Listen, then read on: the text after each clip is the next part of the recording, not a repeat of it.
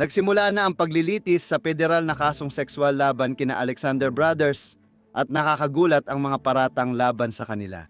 Ayon sa taga-usig, sangkot ang tatlo sa sex trafficking na nilalasing at ginagahasa ang mga babae pero tumutol ang depensa. Sabi nila maaaring babaero sila pero hindi kriminal. Tinututukan natin ang ilang nakakagulat na pangyayari sa paglilitis. Welcome sa Sidebar mula sa Law and Crime. Ako si Jesse Weber. Sige, alam kong medyo kakaiba ito pero kailangan kong sabihin sa inyo mahalaga ang sponsor na ito. Napakahalaga ng produktong ito para sa inyong lahat dyan. Kung mahalaga sa iyo ang skincare, pinapasimple ng Particle Face Cream ang routine mo dahil wala namang oras sa mahaba pang proseso. Ito ay isang 6-in-1 na anti-aging cream na dinisenyo para gumana sa mas makapal at mas matibay na balat ng mga lalaki sa isang hakbang lang. Tinatanggal nito ang eye bags, dark spots at wrinkles. Ikaw, yung iritasyon pagkatapos mag-ahit, yun ang pinakamasakit. Pinapalambot at pinapakain din nito ang balat gamit ang dekalidad at siyang napatunayang mga sangkap. Sinasabi ko, hyaluronic acid, vitamin E, jojoba oil. Sumali sa mahigit 1 milyong lalaki magmukhang kumpiyansa ng madali. Tingnan ang particle sa link at gamitin ang code SIDEBAR20 para sa 20% diskwento sa lahat ng produkto. Nagsimula na ang federal criminal trial ng Alexander Brothers sa New York. Napag-usapan na rin natin sila dati sa Sidebar. Sila ang magkapatid sa real estate at security markets. Ayon sa prosecutor, ginagamit nila ang yaman, posisyon at resources para hikayatin ang mga babae na sumama sa biyahe nila. Dinadala sila sa labas, pinapangakuan ng mamahaling gamit, tapos dinodroga at sexual na inaabuso. Pinag-uusapan natin sina Alon Oren at Tal Alexander na tinawag ng mga prosecutor na mga kasabwat sa krimen. Inaakusahan silang kasabwat sa sex trafficking mula 2008 hanggang 2021 ngunit hindi umamin sa mga federal na kaso. Basahin ko na lang sa iyo ang pinakabagong sakdal dahil laging may pagbabago. Meron tayong sabuatan para magsagawa ng sex trafficking. May 12 kaso silang kinakaharap. By the way, sabuatan para magsagawa ng sex trafficking. Sex trafficking sa pamamagitan ng puwersa, panlilinlang o pamimilit. Iyan ay may kaugnayan sa isang biktima. Sex trafficking sa pamamagitan ng puwersa, panlilinlang o pamimilit. Ito ay isang biktima. 2, panghihikayat maglakbay para sa illegal na sexual na gawain, sex trafficking ng menor de edad. May biktimang menor de edad. 3, sex trafficking sa pamamagitan ng puwersa, panlilinlang o pamimilit, biktima 4 bilang 7. Sex trafficking sa pamamagitan ng puwersa, panlilinlang o pamimilit, biktima 5 bilang 8. Sex trafficking sa pamamagitan ng puwersa, panlilinlang o pamimilit, biktima 6 bilang 9. Panghihikayat na maglakbay para gumawa ng illegal na sexual na aktibidad, biktima 6. Malubhang sexual na pang-aabuso sa pamamagitan ng puwersa, pagbabanta o pampalasing, biktima 7. Bilang 11 sexual na pang-aabuso dahil sa pisikal na kawalan ng kakayahan, biktima 7. Bilang 12 sexual na pagsasamantala sa menor de edad, biktima 8. Hindi sila umamin sa paratang at maaaring makulong habang buhay kung mapatunayang nagkasala. Bukod pa ito sa mga kaso sa Florida. Si Oren at Alan ay may mga kasong di umano'y sexual na pag-atake sa mga babae. Maraming sibil na kaso ang isinampa laban sa kanila. Gusto kong balikan ang nangyari sa paglilitis dahil masasabi kong napakasama talaga ng mga paratang laban sa kanila. Hindi ko masyadong maipaliwanag pero palagi silang nasa nightlife at social na eksena sa New York at Florida. Naalala ko mga 10 o 15 taon na ang nakalipas. Alam ko ang pangalan nila dahil naririnig ko silang pinag-uusapan, pero hindi ko sila nakilala. Ibig kong sabihin, sila ay mga kilalang tao, kaya nakakagulat talaga ang ideya ng mga paratang laban sa kanila na ginagawa nila sa likod ng mga eksena. Kaya ngayon gusto kong pag-usapan kung ano ang nakikita natin sa federal na paglilitis na ito, at para dyan, hayaan ninyong ipakilala ko ang aking espesyal na panauhin. Kasama ko ngayon si dating Palm Beach County State Attorney Dave Aronberg na narito mismo sa studio kasama ko. Magandang makita kayo, sir. Maraming salamat. Sarap bumalik dito, malamig sa taas. Oo, malamig nga kaya salamat at naglakad ka pa rin dito. Nakita pa kita sa labas at mukhang manipis ang jacket mo. Sana alam ng mga nanonood na taga Florida ako. Wala nga kaming mga jacket doon. Totoo yan, by the way, bago tayo magsimula, kung gusto ng mga tao na sundan ang mga ginagawa mo, saan kanila pwedeng sundan? Sa Substack bilang Dave Aronberg, kilala rin ako bilang Florida Lawman. Nasa lahat akong social media pero mag-subscribe ka sa Substack. Kausapin mo ako tungkol sa 12 kasong kinakaharap nila. May mga nagtatanong, ano ang sex trafficking? Ano ang sex trafficking conspiracy? Ano ang sexual exploitation ng menor de edad? Maaaring pamilyar sila dito pagdating kay Didi, pero ano nga ba talaga ang pinag-uusapan natin dito? Pareho ng abogado sina Alexander Didi at Tenny Garrigos. Mark Agnifolo. Sila ay naging matagumpay kay Didi at ginagamit din nila ang parehong depensa na ginamit ni Didi. Kaya tingnan natin kung ano ang mangyayari. Pagdating sa sex trafficking, iyon ang pinakamatinding paratang dahil maaari kang makulong habang buhay dahil doon. Yan ay commercial na pakikipagtalik. Ibig sabihin ay nagbabayad ka sa isang tao, hindi kinakailangang pera, maaaring alak o anumang bagay kapalit ng sex. Sa adult sex trafficking, kailangan may puwersa, panlilinlang, or pamimilit. Sa menor de edad, hindi na kailangan ang mga ito. Ginagamit daw nila ang pangako ng marangyang buhay, karanasan, paglalakbay at tirahan para akitin ang mga babae sa mga lugar kung saan sila pinilit gahasain o abusuhin. Sa madaling salita, kahit nagkaproblema si Didi sa pag-alala, napatunayang wala siyang kasalanan sa sex trafficking. Masasabi mo bang ito ay mas diretsyong definisyon, parang pagsusulit sa batas, diretsyong illegal na definisyon ng sex trafficking? Natutugunan nito ang mga elemento. Kung totoo ang paratang, Sa tingin ko, halos pareho lang ito kay Didi. Ibig kong sabihin, ang katotohanan tinitingnan natin ngayon at nakikita kung paano naabsuelto si Didi sa pinakamabibigat na kaso ay hindi naman ibig sabihin na hindi kasing seryoso ng mga paratang laban sa Alexander Brothers ang mga paratang laban sa kanya. Para sa akin, ang kaibahan ay maraming biktima ng Alexander Brothers na handang tumestigo gamit ang mga alias. Pero magtetestigo sila at may sarili silang mga salita, may sarili silang mga text message kung saan nagyayabang sila. At yan ang isang bagay na hindi mo masyadong nakita kay Didi kung saan bumalik sa kanya ang sarili niyang mga salita para multuhin siya, naging maingat siya. Ang Alexander Brothers, hindi gaano. may dalawang magkaibang kwento ang prosekusyon at depensa sa kanilang opening statements sa kasong ito. Walang kamera sa federal court kaya mula lang sa ulat ang impormasyon pero dito mo malalaman ang nangyayari. Dalawang magkaibang version. Meron kang prosecutor na si Madison Smicer na nagsabi sa hurado na binubuo ng 6 na lalaki at 6 na babae, hati sila. Mahalaga ba yon sa'yo? Nakakatuwa kasi bihira lang mangyari ang ika-6 ng Hunyo na hati ng hurado. Bilang prosecutor, aakalain mong mas maaawa ang mga babae sa kapwa babaeng biktima pero hindi laging ganon. Minsan, mas mahigpit pa ang mga babae sa kapwa nila tungkol sa karahasan sa tahanan or sexual na pag-atake, kaya minsan mas gusto mong lalaki ang hurado. Sige, nakaka-interest yan, sabi ng prosecutor. Ang tatlong magkakapatid ay nagkunwaring party boy pero sa totoo sila'y mga mandaragit. Ginamit ng magkakapatid ang kahit anong paraan, minsan droga, minsan alak, minsan dahas, para maisakatuparan ang kanilang panggagahasa. Pisikal nilang hinaharang ang biktima at nilalagyan ng gamma hydroxybutyrate at Xanax ang inumin. Makakarinig kayo mula sa isang babae na pinigilan ni Tal habang si Alan at 2 pang iba ay ginahasa ang babaeng iyon.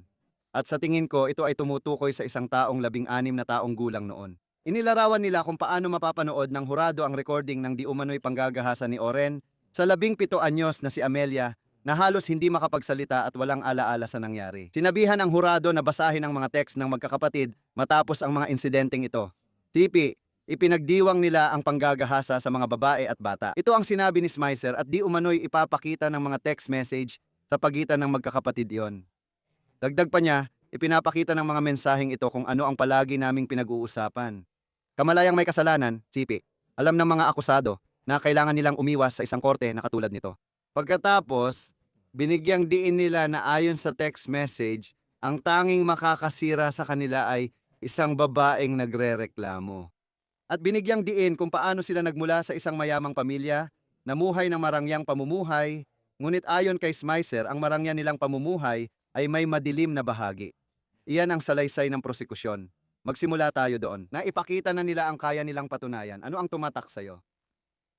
Nabanggit natin ang kaso ni Didi. Sa tingin ko, nakumbinsi ang hurado dahil sa mga taong voluntaryong pumunta sa libreng coughs na alam nilang sex party ito. Hindi iyon ang mga paratang dito ang sinasabi ay pumunta lang ang mga tao sa isang ordinaryong party. At pagkatapos ay di umano silang ginahasa ng magkapatid na ito na pagkatapos ay kinunan pa ng documentation.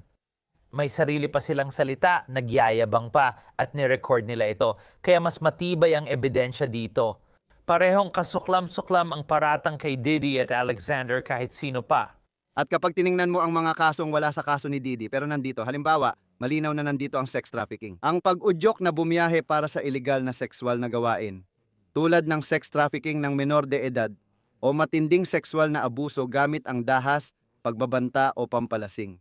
Mas madali bang patunayan ang mga kasong ito kumpara sa Halimbawa, kasong sabuatan. Alam mo, merong kasunduan. Oo, dahil dito, tingnan mo ang mga salitang yan, malalawak ang ibig sabihin ng mga yan. Kapag pinag-uusapan mo ang sex trafficking, pang-udyok, pagtulong, pagdadala, at pagtatago.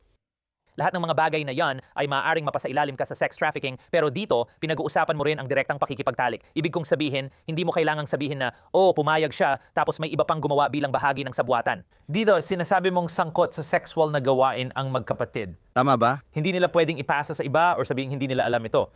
Iyon ang kwento ng prosekusyon. Heto naman ang depensa kasama si Attorney Tenny Garagos na dati ring nagrepresenta kay Didi sa Federal Criminal Trial. Si Mark Agnifilo ay defense attorney din dito pero si Garagos ang representante ni Oren. Inilarawan niya ang magkapatid bilang matagumpay pero mayabang, mahilig sa babae at gusto ng pakikipagtalik pero binigyang diin niya kung ano ang hindi saklaw ng kasong ito. Quote, hindi sex trafficking ito kundi pakikipag-date at relasyon. Dagdag pa niya, di ka panipaniwala ang mga nag-aakusa dahil pera at civil case ang posibleng motibo. Maaaring nagsisisi sila sa pagkakaroon ng mga sexual na karanasan kasama ang magkapatid o baka nagsisisi sa paggamit ng droga. Ang abogadong si Diana Paul na kumakatawan sa isa pang kapatid ay nagsabi, bastos iyon, mayabang. Mapapangiwi ka talaga. Pero hindi tayo para sa asshole awards. Ngayon, siya ang abogado ni Tal Alexander at sabi niya, babaero ang mga lalaki na tulog sila sa maraming babae. Binibigyang diin na hindi sila kriminal. Ano opinion mo? Ang problema nila ay hindi mo pwedeng sisihin ang mga biktima kapag ang biktima ay wala pang 18 taong gulang. Isa doon sa mga biktima ang sinasabing menor de edad. Kung ang taong iyon ay nakipagtalik sa kapatid ni Alexander kapalit ng pera o mahahalagang bagay, ito ay human trafficking. Hindi kailangan ng pamimilit o panlilinlang at hindi depensa ang pahintulot. Pwede mong sabihing may pahintulot sa matatanda. Iyan ang hamon ng mga abogado ng depensa. Paano ito mapapaniwalaan? Yung mga taong umattend ng party, hindi sex party, at umuwi na parang na droga, ay pinili nilang gawin iyon. Mahihirapan tayo dahil personal magpapatotoo ang mga biktima.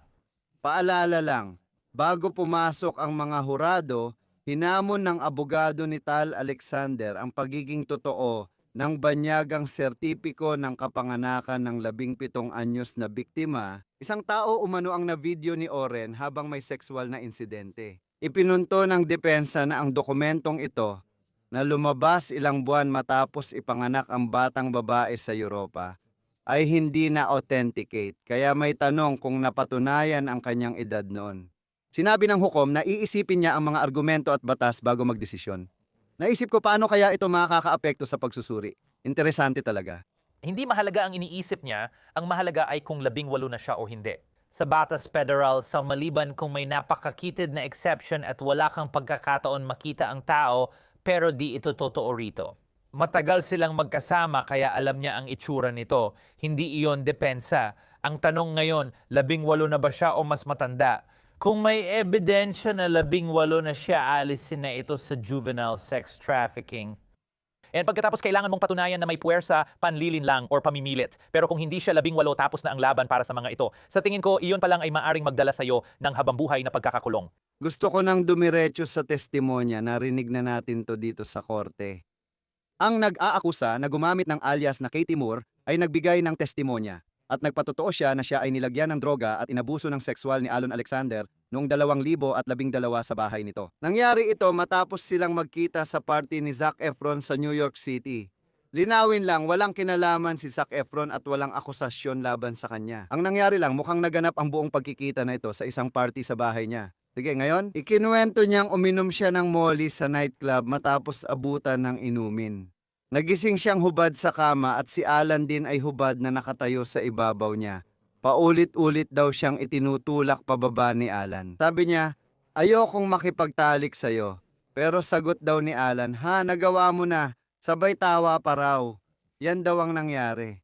Sabi pa niya, hindi lang siya ginahasa, kundi pumasok si Tal sa kwarto at walang ginawa. Ang abogado ng depensa ni Alon Alexander, si Howard Strebnick at si Alex Kahn, ang abogado ng depensa ni Tal Alexander, sila ang nag-cross-examine kay Moore. Mukhang inusisa siya ng ilang oras at nagtuon sila sa mga detalye ng pagkakasunod-sunod ng mga pangyayari. Gaano karami ang nainom niya, ang pag-inom niya ng molly. Ang usapan niya sa sibil na abogado, kahit hindi ako naniniwalang nagsampa siya ng kaso hanggang ngayon. Alam mo na, Kusang loob siyang uminom ng droga at may pahintulot lahat. Dave, komplikado ba ang kasong ito pati na rin ang komplikadong testimonya? Dadaan siya sa matinding pagsubok. Si Howard Srebnick ay mahusay na abogado. Ang kapatid niyang si Scott, dating camp counselor ko, ay kasosyo niya sa law firm. Hindi ko nagustuhan yon. Wow, maliit talaga ang mundo ng mga abogado. Well, Timog, Florida. oh, Oo, maliit lang ang legal na komunidad. Pero seryoso ang mga paratang na ito at tanging pahintulot lang ang depensa kaya kailangan mo itong patunayan. Hindi lang siya pumayag makipagtalik sa magkakapatid kundi pati na rin kusang uminom ng droga. Mahalaga ang toxicology kung ito man ay 3-4 methylene dioxymethamphetamine molly o iba pa. Kung hindi mo agad i-report, pwedeng mawala sa sistema mo ang mga iyon at hindi mo na mapapatunayan ang substance na nainom mo. nililinaw ko, ako mismo ang nag-cover ng paglilitis kay Harvey Weinstein sa korte. Pwedeng maghatol base lang sa testimonya ng nag-aakusa. Hindi mo naman talaga kailangan ng forensic, hindi mo kailangan ng DNA, hindi mo kailangan ng surveillance footage, hindi mo kailangan ng mga text message, pero syempre malaking tulong ang lahat ng yon. Mga kasong inakusahan siya ng sexual na krimen, ilang taon na ang nakalipas. Dito, kung pinag-uusapan mo ang di umano'y mga krimen na nangyari maraming taon na ang nakalipas. At maaaring itanong, bakit ngayon lang sila lumantad nitong mga nakaraang taon para makipag-usap sa mga autoridad? Hindi ba nila agad sinabi sa ibang tao? Dalawang paraan ang pagtingin dyan. Una, pwedeng may komplikadong dahilan kung bakit hindi agad nagsasalita ang mga biktima ng sexual na pag-atake. Pero kung may kinalaman ka rin sa isang tao na mataas ang katayuan at makapangyarihan. At sa tingin ko, may naging pahayag pa nga ang isa sa mga nag-aakusa na maaaring nabasa niya na ang magkapatid ay naharap na sa mga paratang noon. Pero napawalang sala sila. Kaya maaaring naramdaman niya na, paano ako lalantad? Pero sa kabilang banda, sinasabi ng depensa, hindi ba't nakakaintriga? Ngayon ka lang lumalantad? May motibo ka ba? Paano ito tinitimbang ng hurado? Kailangan lang bang timbangin iyon ng hurado at nahihirapan sila dahil meron kang ganitong sitwasyon? Tanong, ang pagkaantala ba ng pag-uulat ay ibig sabihin hindi ito nangyari o dahil lang sa mga nabanggit mong dahilan, pananakot? Maring dahil sa trauma o alaala, pero hindi ibig sabihin hindi ito nangyari kung hindi sila nag-ulat. Kahit sumama sila sa ibang party o manatiling magkaibigan, hindi ibig sabihin na hindi ito nangyari. Maari ka pa rin kasuhan at mahatulan tulad ni Harvey Weinstein para sa isang sexual na gawain na walang pahintulot kahit na nagkaroon pa ng mga sumunod na gawain na may pahintulot. Bawat akusado may karapatang depensa at inosente hanggat di napatunayan. Pero mahirap pa rin tanungin ang mga sinasabing biktima, tama? Sensitibo ang usapan at wala ako sa korte, kaya di ko alam ang tono ng mga nangyari. Mahalaga ba kung gaano katagal tinatanong ng depensa ang mga biktima o nag-aakusa? Ang mahalaga ay ang laman, hindi ang dami. Sige, Hindi ang tagal ng cross-examination. Kung magtatagal ka, baka isipin ng hurado na inaapi mo ang biktima. maaari rin nilang sabihing mali ang paratang mo sa inosente. Oo, pero lahat ba ay mali ang paratang sa kanila? Iyan ang tanong. Lakas at bilang, Mahalaga ang dami ng tao dito dahil maraming kakampi nila. Nakalamang si Didi dahil may isang saksi, isang biktima o di umano'y biktima na tumangging magpakita. Maliban kay Cassie, mahina ang testimonya ng iba at mas kaunti ang tao doon. Para sa akin, mas mabigat ang ebidensya rito kaysa kay Didi. at naniniwala ka baka yung video ng di umano'y pananakit o yung mga text message. Kung paniwalaan ng hurado ang nakikita nila doon, maaaring mapatibay nito ang testimonya ng bawat nag-aakusa. Magagalit ang mga hurado sa magkapatid na ito, mga mayayaman at nakakainis na magkapatid na malalaking personalidad noon. Sinubukan ng abogado ng depensa maagapan ito. Hindi ito isang party ng mga gago o isang karapatan. Ginamit niya ang salitang iyon talaga dahil iba ang ibig sabihin kaysa sabihing sila ay gago. Wala naman talagang ganon. Kapag nagmumura ka, nalalaman ng hurado. Hoy, hindi mababait na tao ang mga ito, pero hindi iyon isang krimen, ang maging masamang tao. Ang krimen ay panggagahasa, pagdodroga, lalo na sa menor de edad. Hindi kailangan ng dahas, panlilinlang o pamimilit doon. Magagaling ang mga abogado at ginagawa nila ang trabaho nila, pero ang katotohanan ay kung ano talaga ang mga iyon. Narinig din natin ang kwento ng pangalawang babae na si Maya Miller alias.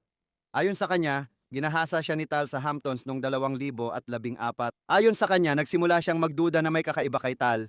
Kaya ayon sa kanyang salaysay, ginamit niya ang mga maleta para harangan ang pinto para hindi makapasok si Tal. Ayon sa kanya, kahit ginawa niya yon, inatake pa rin siya ni Tal sa banyo, siguro sa shower or sa harap nito. Ipinakita na matapos ang umano'y pag-atake. Ito raw ang sabi ng prosekusyon. Pinilit niyang paliitin ang issue sa pag-like ng Instagram post ni Tal at pagbati sa kanya. Lumapit lang siya sa FBI noong 2024. Hindi pa siya nagsampa ng sibil na kaso hanggang ngayon. Sa cross-examination, itinutuon ng depensa na ang kaibigan niyang kasama ay posibleng maging saksi nila. Maaaring nasa banyo siya at nagbo-blow dry ng buhok, kaya hindi niya alam ang nangyayari. Binanggit din ng depensa na hindi raw sinabi ng biktima sa kaibigan ang nangyari. Tinanong siya kung bakit tumawag at nag-text kay Tal pagkatapos ng insidente at bakit lumabas pa siya sa gabi na parang hindi apektado. Pero napaka-komplikado talaga ng ganitong sitwasyon. Nagpakita sila ng litrato at mensahe para questionin ang kanyang kredibilidad at ang mga pangyayari. Sabi nila, tiningnan nila ang mga mata niya sa litrato sa Plaza Hotel sa New York matapos ang di umano'y pag-atake at mukha raw siyang masaya. Ano ang masasabi mo tungkol doon?